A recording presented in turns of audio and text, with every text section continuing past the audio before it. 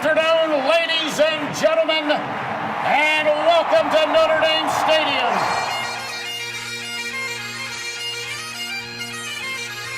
Zibikowski trying to get to the outside. He has blockers in front.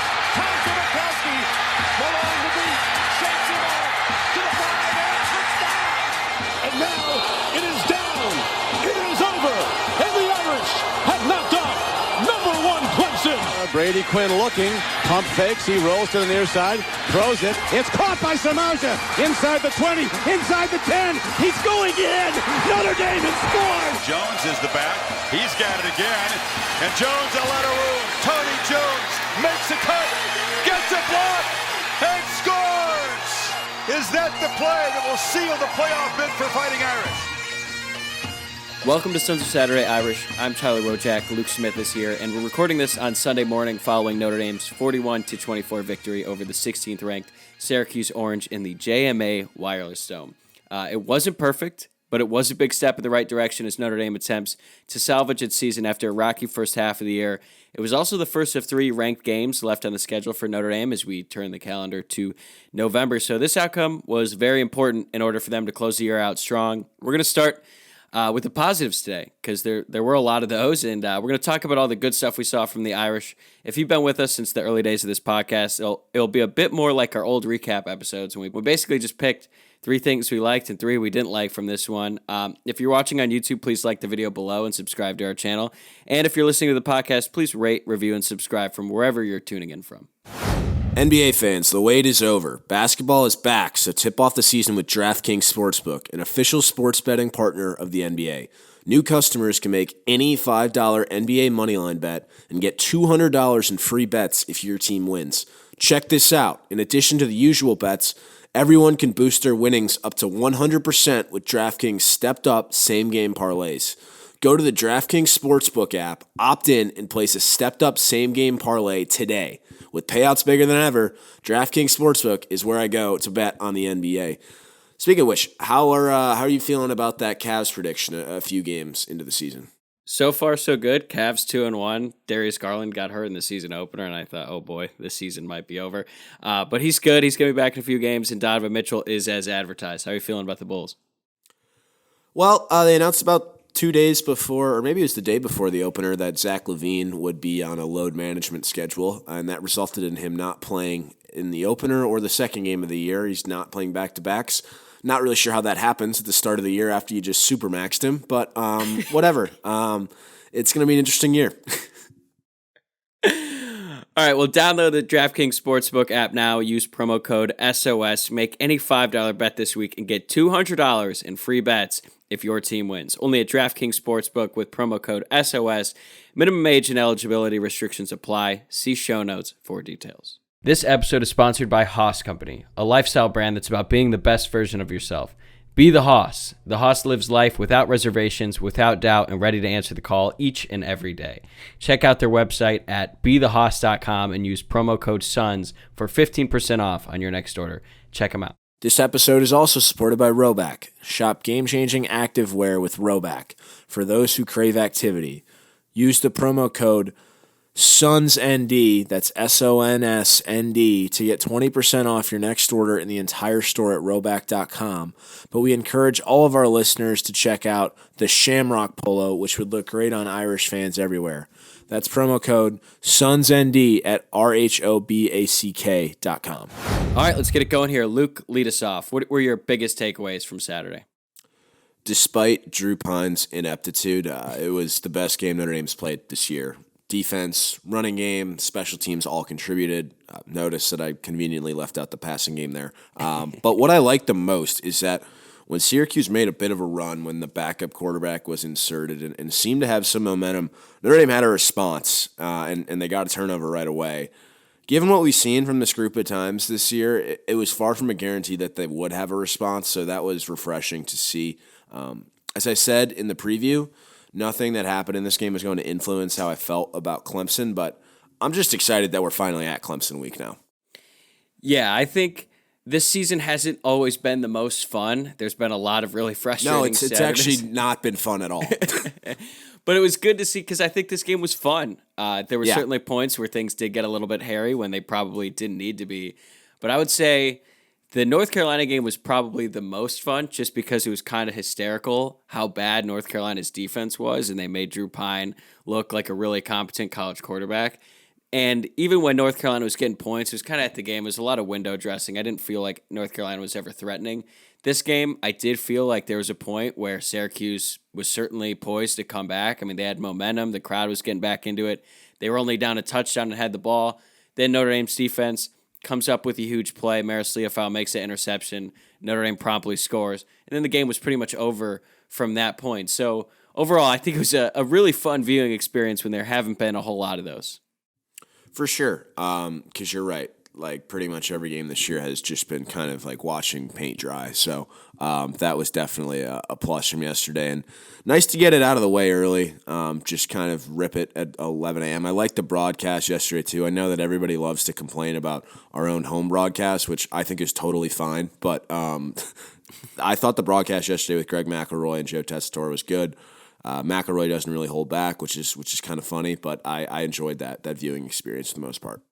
It was fun, and it was early, but then when Notre Dame gets a win like that early in the day, it does kind of set the stage for the rest of the day. It's overall just a lot more positive. You get to enjoy the other college football games a little bit more. You're right, McElroy came out, and he came out hot, much like the Notre Dame defense did, because first play of the game, Schrader throws a pick right to Brandon Joseph, and he returns it for a touchdown. This was the first of Brandon Joseph's career, and McElroy in the replay was just dogging Schrader, as he should, though, because it was a pretty inexplicable play. He was staring him down the entire time. But I think that leads us to the positives, because I think Brandon Joseph's game was certainly one of the best things we saw from Notre Dame. What really sticks out to you? Which performances stick out to you, I guess I should say? I think the ones that kind of go hand in hand here are just the running game combined with the offensive line's performance. Notre Dame had 246 yards on the ground. I believe they ran the ball 56 times.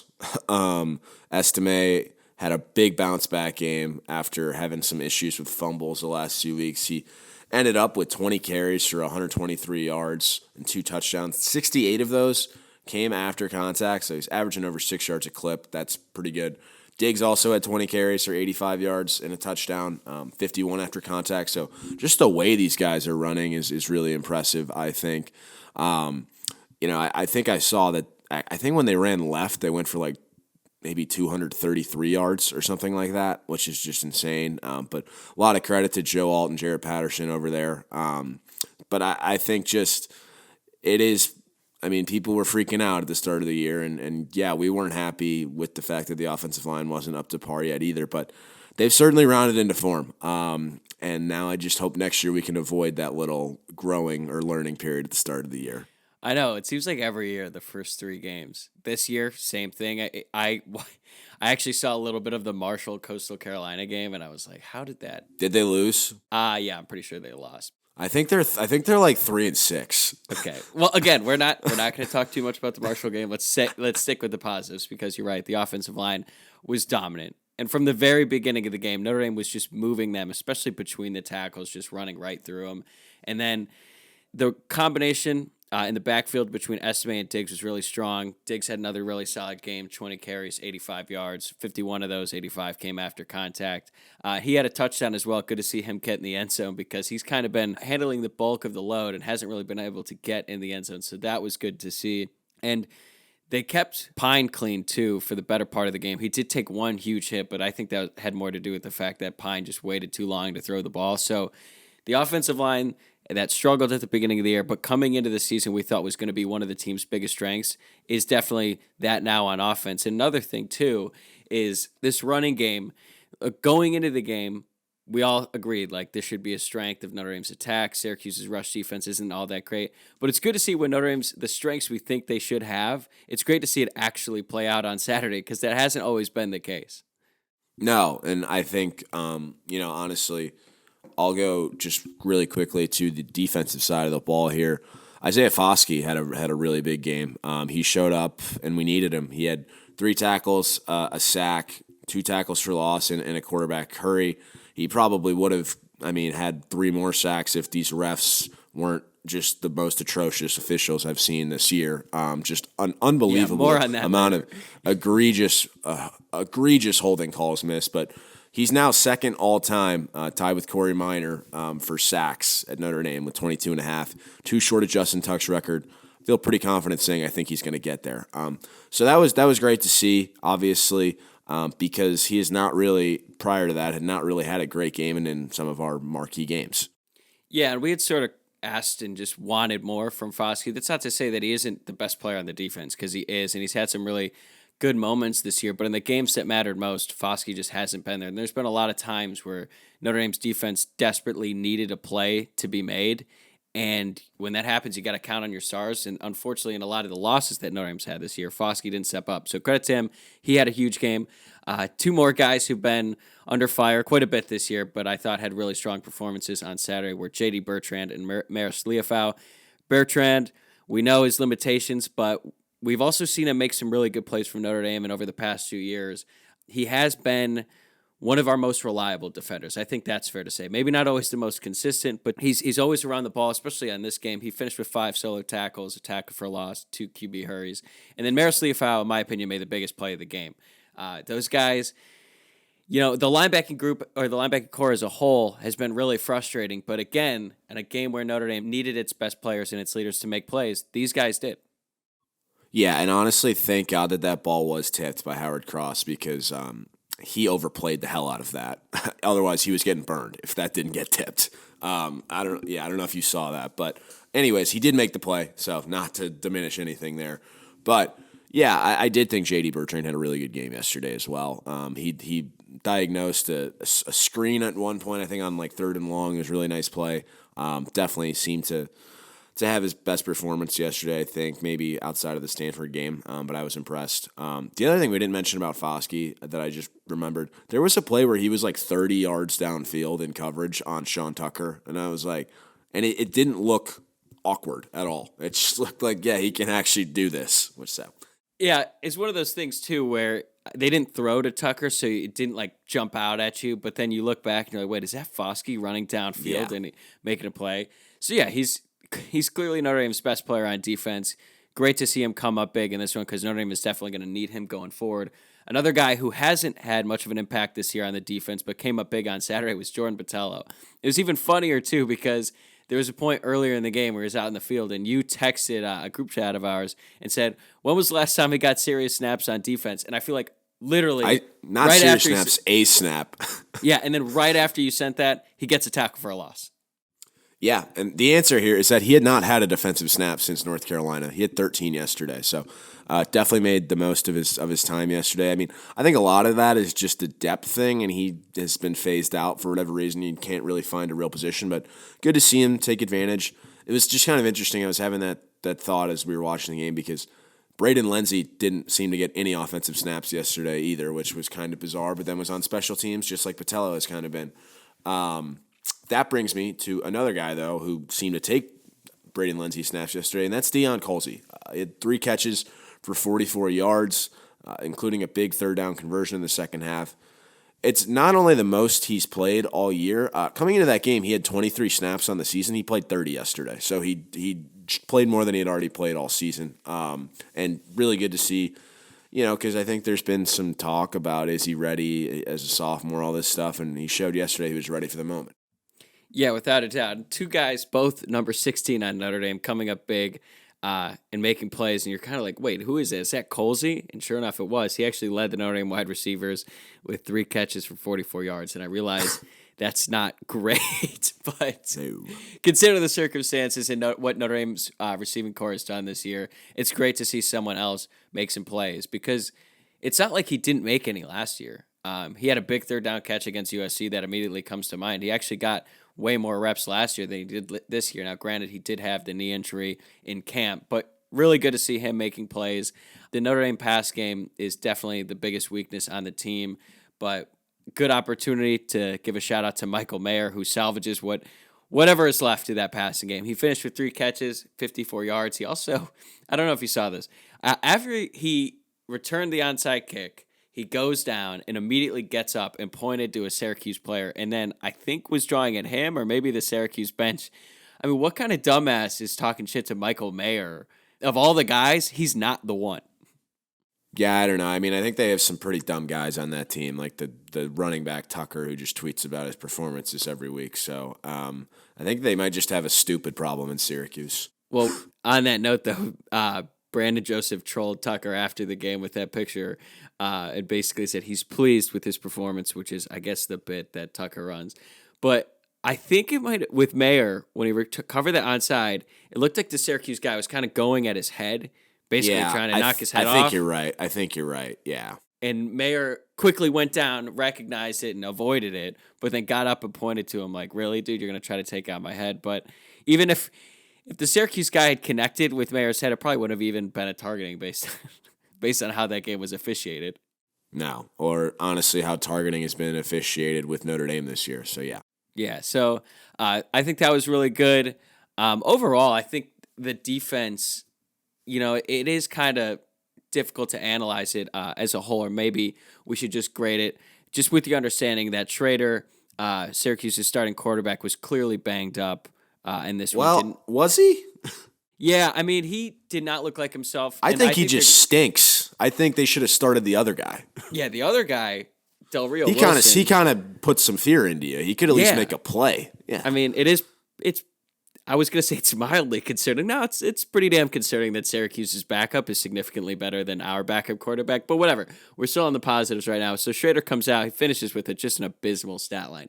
5 of 14 passing for 35 yards and a touchdown and a pick. And a tongue lashing from Greg McElroy on the worst possible decision ever made on that pick 6 that Brandon Joseph had. I know. McElroy really set the tone on that broadcast early, so credit to him. The reason I think he was banged up is because they didn't factor him into the running game at all. And against Clemson, he was their best runner.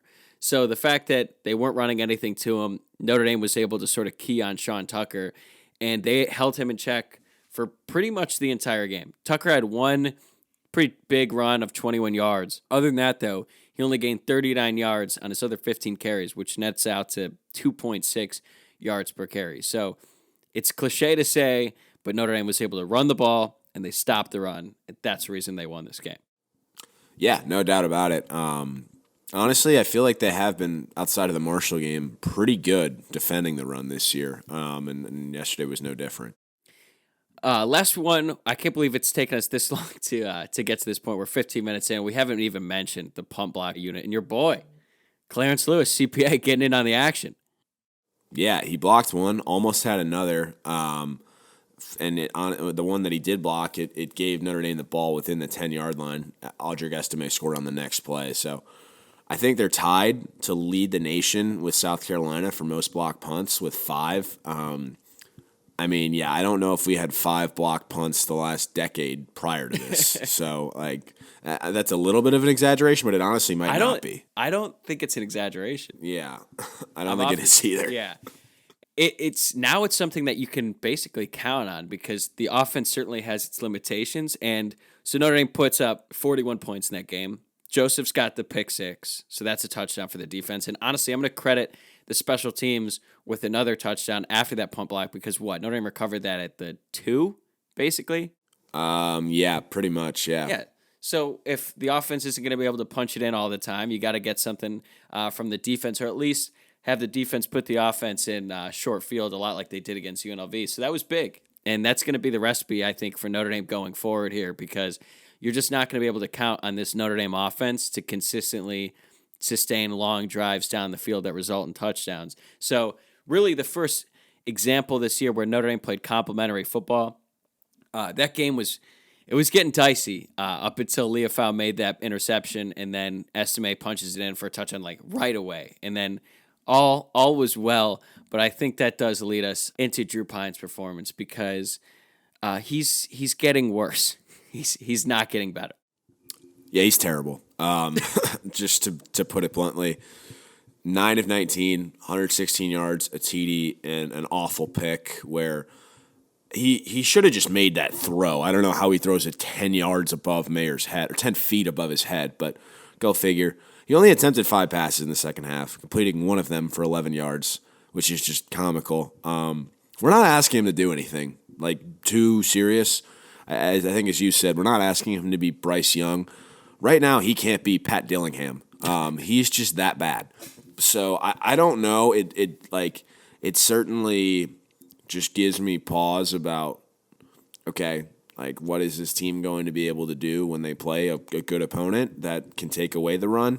Because, man, it is just, you kind of just cringe every time he drops back and throws the ball. And I don't know if there's an answer. I would imagine if they had even a thought that Steve Angeli might be ready, they would probably go to him at this point, but that's probably not the case.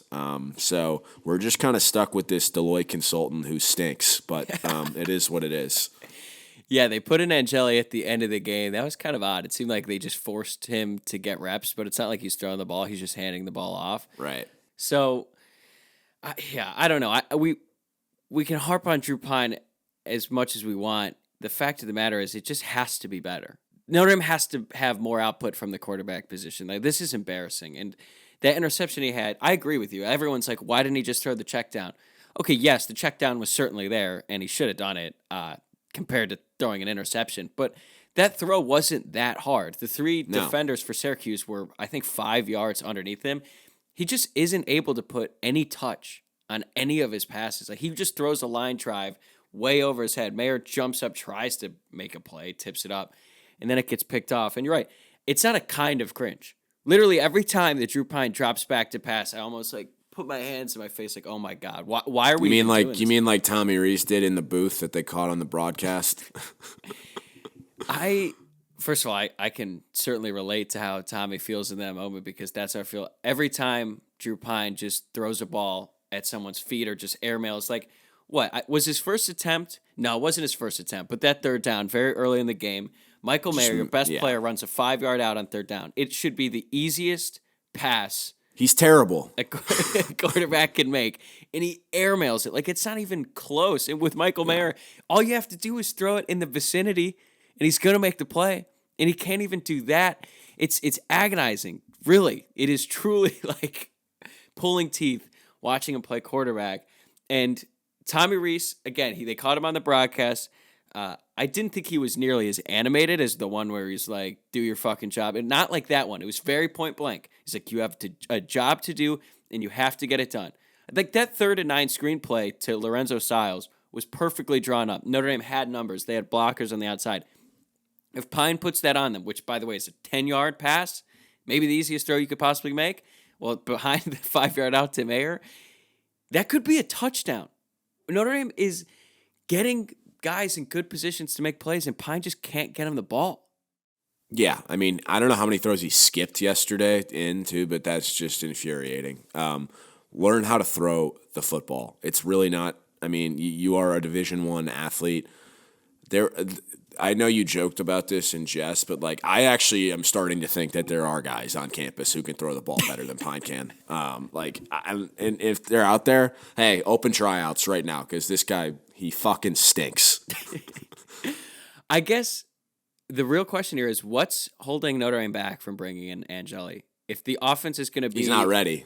Yeah, I understand that, but it's certainly scary to think that Angeli isn't as good as Pine at this point, because Pine says every day during the week that he's a very confident quarterback. That's not what the issue is. I don't know how I don't see that being the case at all on the field. That's one thing to say, but if you're not confident enough to throw a screen pass to Lorenzo Styles, I don't know how you're confident enough to run this offense and lead this team, because it seems like at this point, Notre Dame is winning in spite of him. You know what I mean?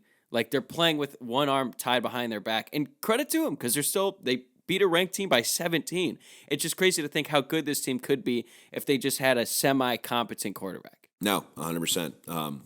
It's honestly making me angry even thinking about it. But yeah.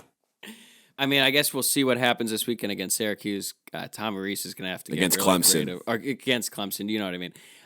Tommy Rees and the offense are going to have to get really creative, because they can't just bludgeon Clemson. They're too good. But we'll talk more about that later. The Notre Dame's red zone defense is the worst in the country. That's not an exaggeration. It's literal. They are literally the worst in the country. And at Syracuse, the pattern continues. They got in the red zone 3 times, and they scored 3 touchdowns, and they scored all 3 very easily.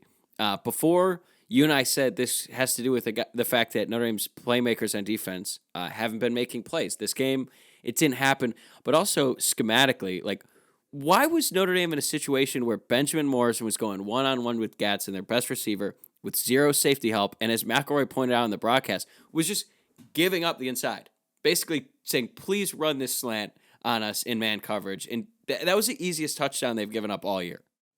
Yeah, I didn't get that at all either.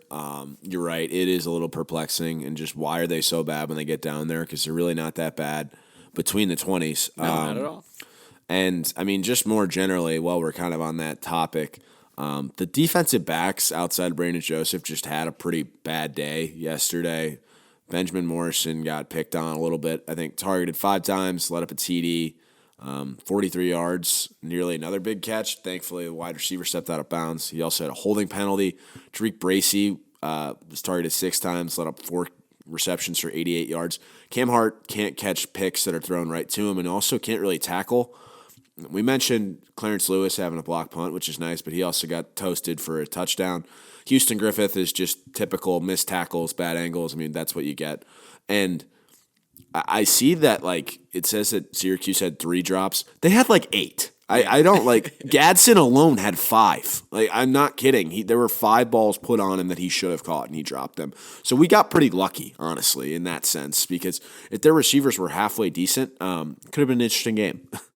Yeah, that's sort of been the theme of this defense all year. Like, is the secondary good? They've had some solid performances, I would say. Like, they held Ohio State in check, which is really good, and I think they contained Drake May despite giving up a few big touchdowns on busted coverages. But yeah, not a great performance from the secondary in this one. Morrison is frustrating right now because I understand. I think Morrison is going to be a great player, and we're dealing with the growing pains we have to deal with when you start a true freshman at cornerback. Syracuse was not afraid of him at all. Like, they were going right at him early and often. Bracy sort of came back to earth a little bit, like you mentioned.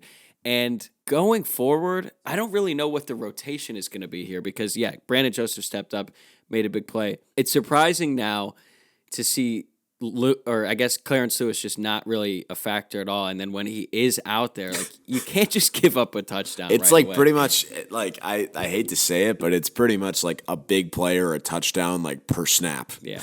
Yeah, the best thing you could do if you're a defensive back is just your name not be called in the broadcast. And Lewis, I guess he's efficient when he's on the field. I mean, he made the punt block, and he got a bunch of love on the sideline, and credit to him. That was a big play, and Notre Dame desperately needed that. But every time he's on the field, he doesn't have that many snaps, and you certainly know, Clarence Lewis was out there, for better or worse. Yeah, no, exactly. But one other thing I wanted to mention, the Chris Tyree character arc, if you will, this season has been really puzzling because at the start of the season, we were begging Chris Tyree to get more carries, get more touches, and he came up big against Cal. It was a big part of the game plan and capitalized. And then ever since that game, it's been a slow, steady downhill trek. And now I'm kind of at the point where when he does get carries, I'm like, okay, kind of wish it were Diggs or Estime. I don't know. How do you feel about that? Yeah, it is weird. I felt like he was running more physically at the start of the year, and that just – I don't know if he's banged up or whatever. He just doesn't really seem to be having that same burst. I also just would like them to use him in the passing game more often. Then again, that requires a quarterback who's not a moron that can throw the ball. But you know what I'm saying. Yeah. At least swing passes, Yeah. I mean, wheel route never hurt anybody. But anyways, it is a little bit perplexing for sure. He definitely seems to have fallen off or hit a wall or something. And he's supposed to be like the game breaker among the skill guys, and in order to do that, you got to be able to break tackles. And I feel like he runs so hard and he's so short that as soon as he gets hit, he falls. Like, he's not really he's very shifty and he's very quick, but if you get a hand on him, he's going down. If Notre Dame is going to get the most out of him, I feel like you just got to stop running him in between the tackles. That's not his thing. Leave that to Estime. Leave that to Diggs. Those guys are just so physical. I mean, Estime dribbled a Syracuse player's head on the turf. Like, that stiff pretty arm awesome. was ferocious. Yeah, that was great. Whereas Tyree, he's not really getting like jet sweeps, end arounds. Like, no, Braden Lenzy didn't play, but I'd much rather see like Tyree get the end around and stuff like that. And if Drew Pine isn't going to be able to throw the ball 5 yards downfield, and I know he can barely throw a screen, like maybe you just get Tyree on some little bubbles. Like does Notre Dame run any bubble screens or anything like that? Not particularly. Yeah, so that could be a way to get Tyree involved still without handing him the ball in between the tackles. But his regression has been it's really interesting what he finished with. 8 carries, 23 yards. That's the least among the backs. Hell, Drew Pine had 15 yards rushing, so he was only 8 away from him. Okay, let's talk about the officiating in this one because we've been talking about Clarence Lewis. The touchdown he did give up should not have been a touchdown because the wide receiver on Syracuse, I thought it was pretty clear. It was stepped out of bounds. So clear. Like, I don't know what they were possibly looking at there. Yeah, and Brandon Joseph had a second interception that was wiped off. And credit to Tim Priester at Irish Illustrated because he pointed out that Dino Babers, Syracuse head coach, I guess he sent several plays to the ACC after the Clemson game and basically was complaining, saying that they got hosed on a few calls. Syracuse was the most penalized team in the country coming into this game. I think they had 18 in their season opener or something ridiculous like that. And all of a sudden, Notre Dame, who I think came into this game 8th least penalized team in the country, they had 5 penalties for 50 yards in the first quarter. Now, some of those were justified. I mean, the Morrison hold immediately. The face mask was not. Yeah. You've already mentioned the holding calls that they missed. It was ridiculous. There's one that really sticks out where Riley Mills was basically getting dragged to the ground. They ended up throwing it away, so it was kind of inconsequential. But stuff like that, the ACC as a whole, we've talked about it before, maybe not so much this season, but they got to figure it out. And maybe Notre Dame just needs to leave the ACC for nothing else other than to get away from these awful officials. Yeah, no, I'm on board with that. It wasn't something that I really got worked up about because the game was never really in doubt outside of like a quick minute there before the Leofau pick, but it was just kind of like remarkable. Like, what are these guys doing? They're calling a horrific game. So, yeah, despite the officials, Notre Dame still has not lost a regular season game to an ACC opponent since November 11, 2017. So, there you go. I don't really know what to make of the ACC, man. They're just so it's bad. trash. Did you see Wake Forest get absolutely they got smoked. pummeled by Louisville? That's kind of the only reason why I like actually I feel better about Clemson is like I don't know if these guys are very good because this league stinks. Yeah, I mean, what's Clemson's best win now? NC State? Syracuse? I don't know. Yeah, I guess. Like, I don't know. I don't really know what to make of the ACC. Yeah, but you're right. It does kind of give you some hope here that Notre Dame can get it done on Saturday. And now, as we look ahead to Clemson here, I know DJ Uiagalelei is probably going to start for Clemson. Will they stick with him the whole game? I don't know. But real quick, how are you feeling about that game? Now, it's Sunday. We still got a week to go. Just early impressions. I'm excited. It should be a raucous atmosphere. Like, I mean that. I think people will actually be jacked up for this game. Not everybody got the opportunity or snuck into the game in 2020, so I feel like a lot of people would probably feel cheated from that. So I would hope that it's a pretty good atmosphere, and we'll see what happens out there. They're a really talented team, but I see a path to victory. Certainly, I mean, I don't know if I'm gonna go out and say we're gonna win this game, but I'll probably get there. So yeah, I'm excited. I think you're gonna get there.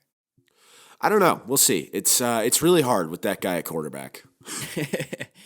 Yeah, I guess the one silver lining here is that Clemson's quarterback situation, DJ took a big step back. Because earlier in the season, I was watching him play, especially in that NC State game. He looked really, really good, but did not look that good against Syracuse. They did have a bye this past week.